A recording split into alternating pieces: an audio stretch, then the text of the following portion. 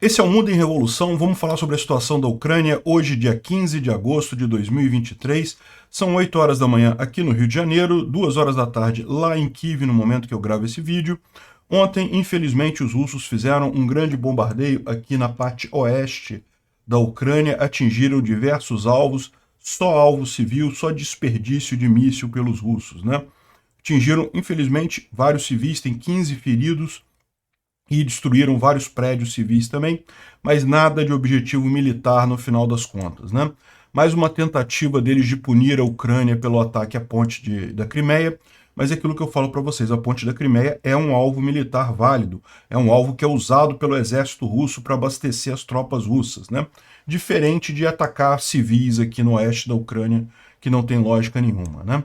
Bom, ontem vocês lembram que a gente falou que os ucranianos atingiram uma cidade aqui próximo de Mariupol, aqui em Yurieva, né, aqui do lado de Alta, aqui.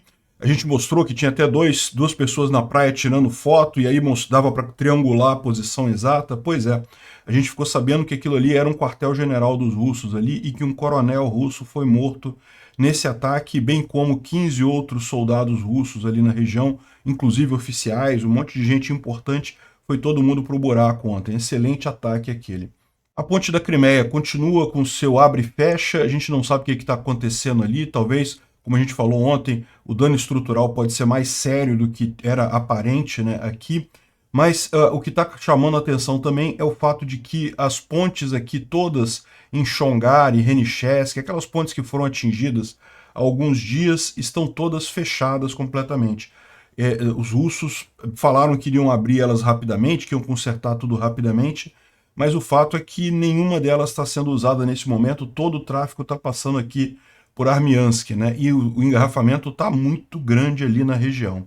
A gente vai dar uma atualizada aqui na linha de frente, tanto aqui em Kosachi Larehi, e também aqui tem um monte de novidade, nenhuma novidade fantástica, mas várias novidades aqui. Em Bakhmut, o Zelensky esteve em Bakhmut ontem para apresentar medalhas para os soldados que estão lutando ali na região de Soledar e coisa e tal.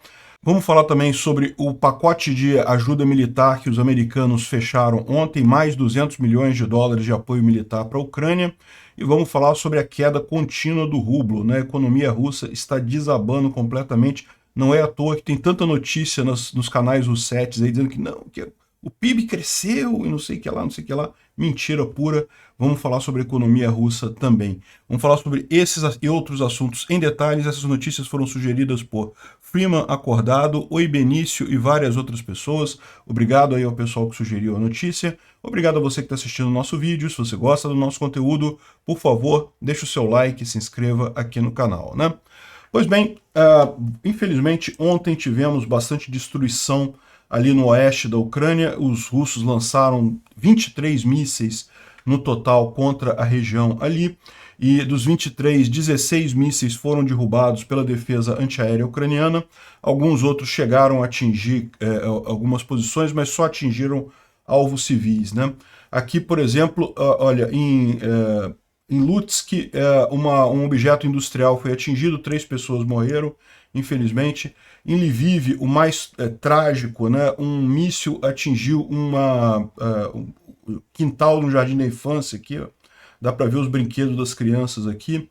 Na região de Cherkasy, um hospital foi atingido, e também na região de Dnipro, também um empreendimento lá foi atingido também. Ou seja, vários ataques em vários pontos da Ucrânia. Está aqui mostrando os vários ataques aqui, os lugares em que foi derrubado os mísseis também em toda a Ucrânia, né? Supostamente esse ataque foi, digamos, a vingança da Rússia pelo ataque à ponte da Crimeia, só que, como eu expliquei, isso é um absurdo completo, porque eles atingiram alvos civis que não tem nenhuma relevância militar, enquanto a ponte da Crimeia, primeiro, é uma ponte legal, porque ela foi construída no território da Ucrânia por uma força invasora, e segundo, que ela é um alvo militar válido, porque ela transporta, ela faz, na verdade, a maior parte da logística russa ainda passa aqui pela ponte da Crimeia, porque com todos os problemas que ela tem, porque a questão é que passar aqui pelo sul da Ucrânia é mais arriscado para os russos, né?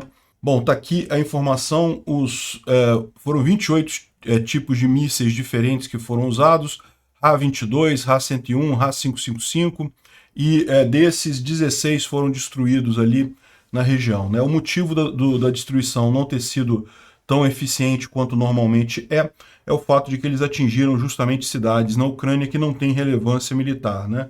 Ou seja, as cidades aqui no oeste, muito pouca coisa que, além de Lviv, tem relevância militar aqui, pouca coisa está envolvida com a guerra, e por conta disso não tem defesas antiaéreas muito acentuadas, né?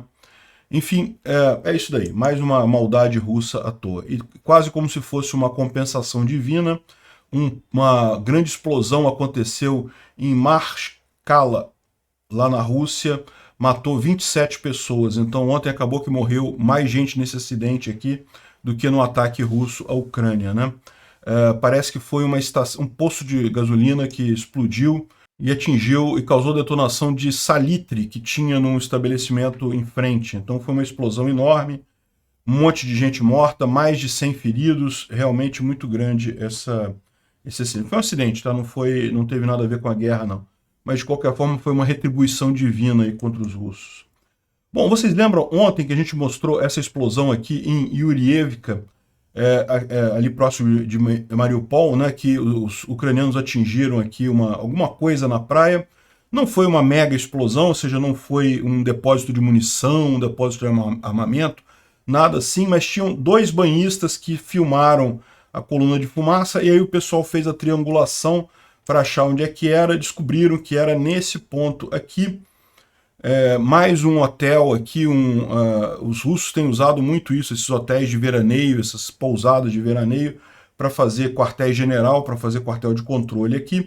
E é exatamente isso que estava acontecendo. Os russos estavam usando essa região aqui como um quartel-general deles ali na região. E 50, depois desse ataque, 50 soldados russos deram entrada no hospital de Mariupol, 13 já morreram. Além disso, no hospital em Mangush, outros 5 também morreram também, né? Um outro hospital para onde foram levados os feridos ali. Ou seja, não foi uma grande explosão porque atingiu só gente, só russos mesmo, né? Gente é forte, atingiram russos. E, além disso, atingiu um coronel aqui, o Viktor Kovalev, que é um coronel das Forças Armadas da Federação Russa, que foi morto. Aqui tem uma informação aqui, justamente que saiu no Telegram russo, falando sobre a morte dele lá, no dia 14 de agosto de 2023, como resultado de um ataque aéreo das Forças Armadas da Ucrânia com uso de mísseis Storm Shadow, no vilarejo de Yurivka. Nosso querido amigo coronel Kovalev Viktor Anatolievich morreu na região de Mangush, lá da DPR. Um homem de sua palavra, um verdadeiro oficial e profissional, elogio o cara aqui, enfim. Mas o ponto importante é que morreu o russo, né? Então, excelente. Você vê que às vezes a coisa não tem uma explosão muito grande, coisa e tal, mas é bem significativa. Pegou um monte de soldado russo de alto escalão ali, né? Também na região de Kherson, a gente teve uma boa notícia aqui, de um grande comboio de caminhões russos que está totalmente incapacitado porque foi atingido com HIMARS, aquele HIMARS que tem bolinha de tungstênio, né? Então, você olha assim, parece que os caminhões nem estão destruídos, né? Mas os pneus estão todos furados, e não é só isso, porque aquela bolinha de tungstênio, ela entra nos tanques, entra no motor, destrói completamente. Você pode olhar assim, parece que está tudo certinho, mas no final das contas, nada aqui vai funcionar mais. Todos esses caminhões que estavam sendo usados pelos russos para abastecer as tropas deles ali na região, olha lá, tá vendo as bolinhas de tungstênio, destroem completamente o motor, destrói tudo. É pequenininha a bolinha, é pequenininha mesmo, mas a velocidade dela é tanta que sai destruindo a coisa toda, né? Então, excelente notícia. Isso daqui dá para ver que são vários caminhões de um comboio que estava levando combustível para os russos ali em Kherson. O pessoal está trazendo a informação aqui de que o tráfego está passando exclusivamente aqui pela Armiansk, no início aqui da Crimeia. Não está podendo passar por Chongar, nem por Renichesk, aqui naquelas pontes que foram atingidas pela Ucrânia. Alguns estão dizendo que isso aqui se refere apenas ao tráfego civil, ou seja, os militares proibiram civis de usarem essas pontes, porque como elas foram danificadas pelos ucranianos, estava dando muito engarrafamento, os civis agora têm que dar uma volta enorme, mas aparentemente os militares continuam usando essas pontes aqui, né? já está na hora da Ucrânia dar mais uma reforçada no bombardeio ali da região. Kosachi Larehi, ali na região de Kherson, tem uma mensagem aqui dos russos bem interessante. A parte a oeste da cidade ainda está sob controle do inimigo, ou seja, sob controle dos ucranianos. Toda o falso aviso sobre recaptura é devido ao fato de que Moscou está proibindo, está forçando o comando na área para retirar o inimigo, ou seja, é uma forma de repelir pelo Telegram o inimigo, que só serve para esconder o problema de Moscou, né? Foi a mesma coisa com as dachas lá na ponte de Antonivka e coisa e tal, e como resultado da exata mesma cobertura de informação, ou seja, exata mesma censura de informação, o inimigo conseguiu se entrincheirar lá e expandir sua cabeça de ponte. A propósito, ontem também na ponte de Antonivka teve também mais um breakthrough do inimigo, teve mais um avanço do inimigo ali. Eu estou com medo de que em breve vamos ouvir falar argumentos do tipo a margem esquerda do rio de Dnipro não é uma linha conveniente de defesa e coisa e tal. Né? O que ele está falando aqui? Está falando sobre Kosachi Larehi, que é esse vilarejo aqui na margem esquerda do rio de Dnipro, né? Os ucranianos estão aqui com a margem direita do rio de Dnipro, a margem esquerda está com os russos, mas os ucranianos já estão fazendo várias cabeças de ponte aqui na região. Tem uma muito grande aqui na ponte de Antonivka, que pega toda essa área, vem até aqui embaixo. Aqui também em Kosachi Larehi, também fizeram uma cabeça de ponte enorme, chegaram a capturar um monte de coisa aqui e mantém a posição, mantém a presença aqui, né? A gente está na dúvida justamente se isso daqui vai ser só uma base para reconhecimento, para escolta nessa região aqui, ou se vai ser de fato um início de uma cabeça de ponte para uma contraofensiva aqui nessa região. Não dá para ter essa certeza ainda, vamos aguardar aí os desdobramentos disso daqui. Agora, uma coisa ficou muito clara para todos nós sobre esse avanço ucraniano aqui. Os ucranianos esperavam silêncio, eles esperavam segredo. O fato que os russos avisaram que o Major Tomov foi tomado pelos ucranianos, né, foi capturado pelos ucranianos, aí depois os ucranianos ainda tentaram disfarçar ele fazendo aquele vídeo como se ele estivesse conquistando ali os ucranianos e coisa e tal, era para disfarçar a coisa. A expectativa é que o pessoal não prestasse muita atenção nessa área aqui, mas infelizmente a informação saiu, né, ficou todo mundo sabendo. Mas eu não sei até que ponto isso atrapalha os planos dos ucranianos aqui, né? O fato é que parece que eles estão fazendo várias cabeças de ponte nessa região aqui, talvez devam escolher a melhor dela para fazer efetivamente o avanço, né? Segundo diz aqui o War Frontline, essa parte oeste da cidade também está sobre controle dos ucranianos, e a cidade em si é uma grande grey zone, né? Então até aonde a gente sabe, aqui a cidade, os ucranianos eles não estão na cidade propriamente, eles estão aqui na região a oeste da cidade, mas segundo o War Frontline, uma parte aqui mais a oeste da cidade já está com os ucranianos sim, né? Os russos estariam também com parte da cidade aqui de Kosachi Larehi, e a maior parte dela está uma zona cinza que ninguém controla, né? Em Robotny, coisa e tal, os ucranianos continuam avançando aqui em Robotny.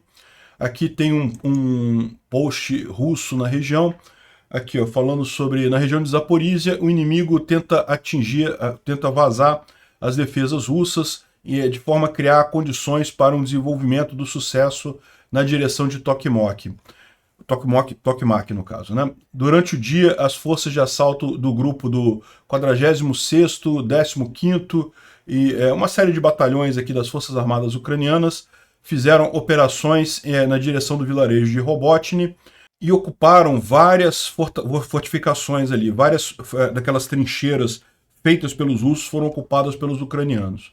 Os grupos de assalto ucraniano usaram veículos armados depois de conseguir a passagem pelos campos minados, ou seja, os ucranianos já venceram os campos minados, já estão usando veículos blindados ali na região de Robotny, né? A atividade do inimigo, os engenheiros e sappers, né, pessoal que tira minas e coisa e tal, foi notada ao longo da floresta ao redor de Robotny e Verbov.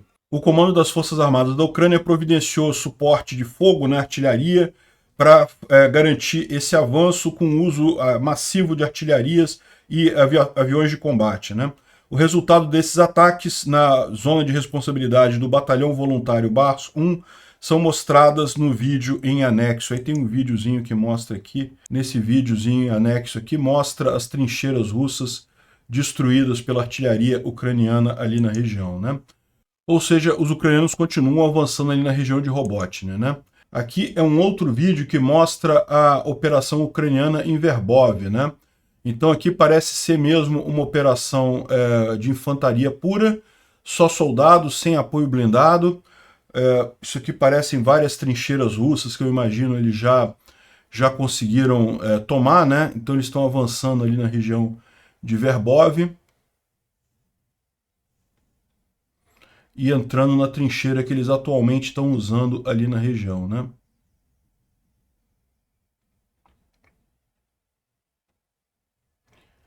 Essa daqui já parece ser uma trincheira recentemente tomada dos russos ali. Ainda tem um monte de resto de coisa por ali, né? Verbov é essa região aqui, ó. Essa outra cidade por aqui, que também os ucranianos estão avançando por aqui. Então são os dois pontos principais. Robotnia e Verbov, eles estão avançando nessa região aqui, né? O Voices of the Army aqui traz a informação de que as forças ucranianas abriram uma nova direção de ataque operacional, que é na direção de Pology. Pology realmente é essa região aqui, ó, é do lado aqui de Orihiv, é entre você tem aqui Velika Novosilka, aqui tem Orihiv e aqui no meio tem Pology, né? Pology é uma cidade bastante grande, em algum momento os ucranianos vão ter que avançar aqui, parece que nesse momento eles abriram essa nova frente. Não está claro ainda se vai ser o ataque a partir aqui de Bilorohiria ou Novo Arlivka, essa cidade aqui, ou a partir de Dorogianka, a partir aqui do norte, né? Mas abriram essa nova frente aqui.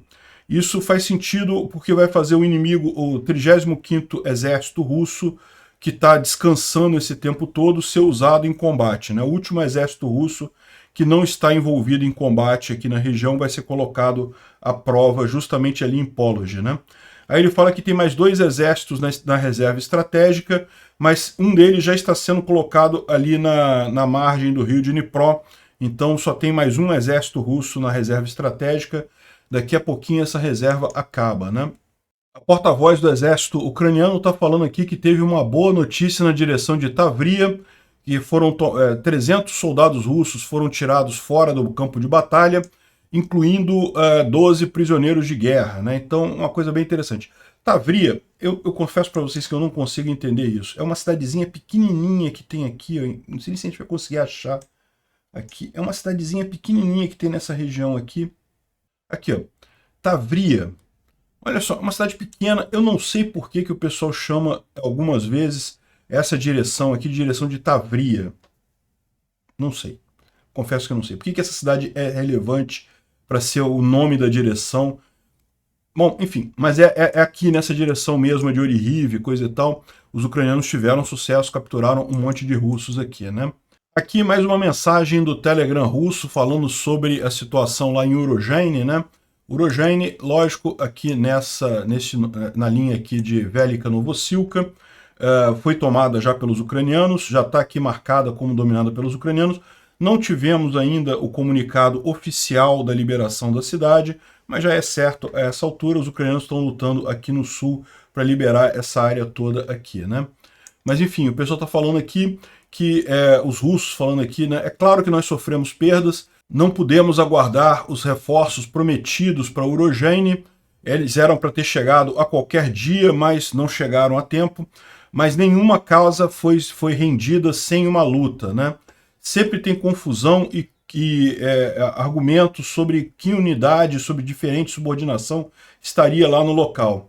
Mas cada um fez suas funções no melhor da sua capacidade. De forma separada, eu quero notar que as unidades das forças locais especiais da DPR estavam cansadas e agindo no limite do que era possível. Tentaram fazer todo o possível para manter a cidade de Urozhaine, né? Ou seja, os russos chorando aqui que não puderam manter a cidade de Urozhaine, eles tentaram de fato manter, né? E com isso acabaram tendo muitas perdas ali na região.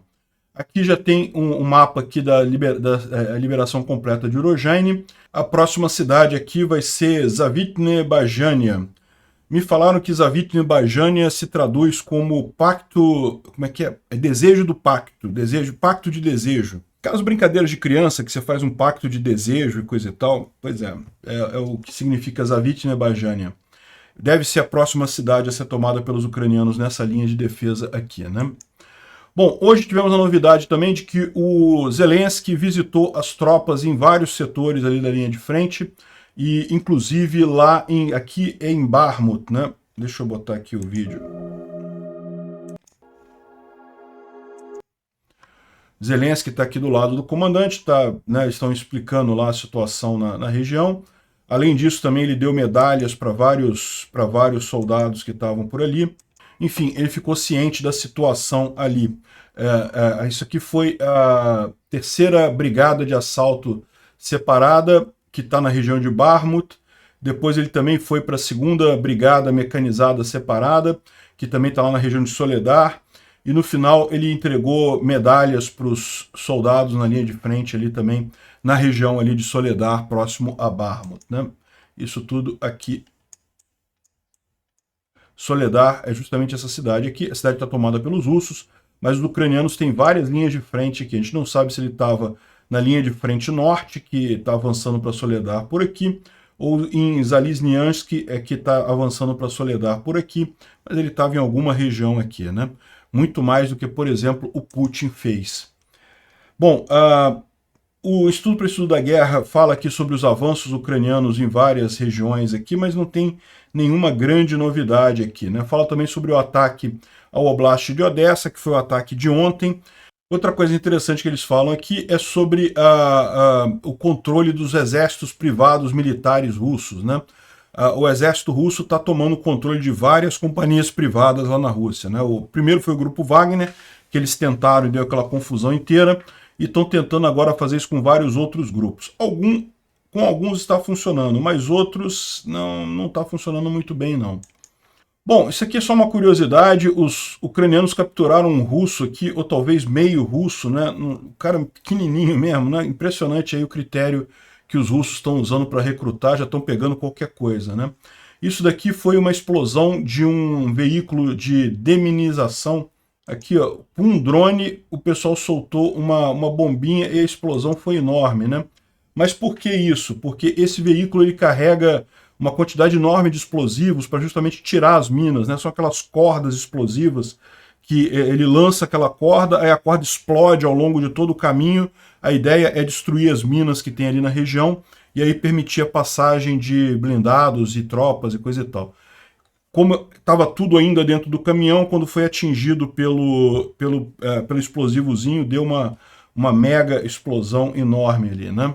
Bom, tivemos a informação de que os americanos vão fornecer mais um pacote de 200 milhões de dólares com munição para sistemas Patriot, mais munição para HIMARS e equipamentos de limpeza de minas, um monte de munição de artilharia, enfim, um monte de coisa interessante aqui para os ucranianos aí na guerra, né? Excelente que os Estados Unidos continuam separando esses pacotes, né? Também tivemos a informação de que o governo alemão planeja um apoio militar para a Ucrânia de 5 bilhões de euros até 2027. Ou seja, bom saber também que a Alemanha está bem ciente que essa guerra não vai ser uma guerra rápida, que ainda vai ter bastante tempo aqui, e que pretende apoiar a Ucrânia nessa guerra até lá, né? Então, excelente notícia.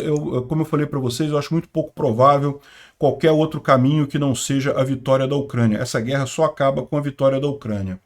Isso daqui é mais uma briga que aconteceu, né? Lembra que há poucos dias atrás a gente falou sobre uma briga que teve entre Kadyrovitas e o exército russo, ali na região de Mariupol, que acabou com um monte de gente morta, um monte de gente fuzilada. Aqui também, ó, em Mikhailivka, nessa região aqui, perto de Vasilivka, houve uma briga entre Kadyrovitas e Dagestanes, né? Durante a filmagem de um vídeo de propaganda russo. Que coisa! A luta escalonou em uma batalha e mais de 20 ocupantes foram mortos e 40 feridos em cada lado. Poxa, devia fazer mais vezes isso.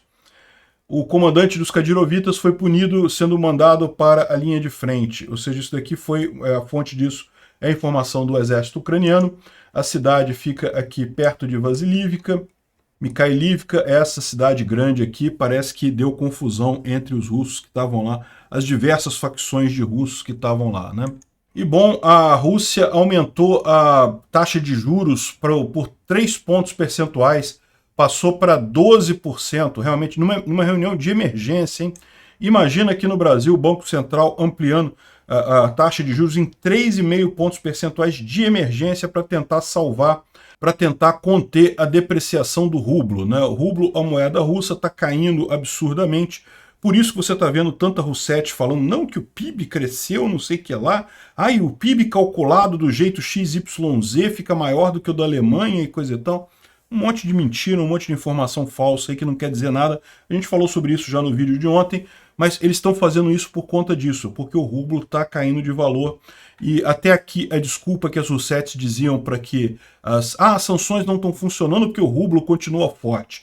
E eu falei desde o início que está acontecendo para o rublo manter a força dele é justamente intervenção pesada do governo. O governo russo proibiu praticamente qualquer um de comprar dólar dentro da Rússia e as poucas pessoas que podiam negociar eram pelo Banco Central russo. Então deixou de haver um mercado de dólar dentro da Rússia. Não tem mais um mercado disso. Aí é fácil, né? Aí o governo controla qual é o valor do rublo. Só que mesmo com isso, eles não estão conseguindo manter, com pouco que o controle, com pouco que tem de volume agora, eles não estão conseguindo manter o controle do rublo. E aí agora estão com esses problemas, né? E a propaganda tem que dizer que não, que está tudo bem, que está tudo certo na Rússia e coisa e tal. Bom, houve um incidente com jatos russos aqui no norte da Escócia. A RAF, né, que é a Força Aérea Britânica, Royal Air Force, ela ficou em prontidão e escoltou os aviões russos ali da região. É aquele tipo de provocação, né? Os russos estão fazendo essas provocações há algum tempo porque isso cola bem com a população interna lá na Rússia. Eles podem dizer, olha, a gente está peitando a NATO, estão peitando a OTAN, que coisa e tal, não estão peitando nada, eles não conseguem lutar nada com a OTAN. Estão perdendo para a Ucrânia. Se a OTAN entrar nessa guerra, a Rússia acaba. Mas para a população interna da Rússia isso vende bem, esse tipo de propaganda. Então estão fazendo isso daqui, essas provocações lá na Polônia, agora na Inglaterra, enfim. Bom, outra boa notícia, o escudo da Motherland, né, já está com o tridente aqui, já está quase concluída a alteração aqui da coisa toda. Realmente muito impressionante aqui a obra que eles estão fazendo. Falta um pedacinho aqui para concluir, mas muito legal. Obrigado por assistir o vídeo até o final. Se gostou do conteúdo, não esqueça de deixar o seu like, isso ajuda o canal a crescer e a chegar para mais gente. Se não gostou, deixe o dislike e explique nos comentários como podemos melhorar. Comente também sugestões de temas que podemos trazer por aqui. Comentários insultuosos ou defendendo ditaduras e criminosos de guerra serão sumariamente bloqueados. Agradeço a compreensão. Se ainda não é inscrito no canal, considere se inscrever clicando no botão inscrever-se abaixo e marcando a campainha para todos os avisos. Se quiser ajudar o canal, veja no nosso site como você pode fazer isso.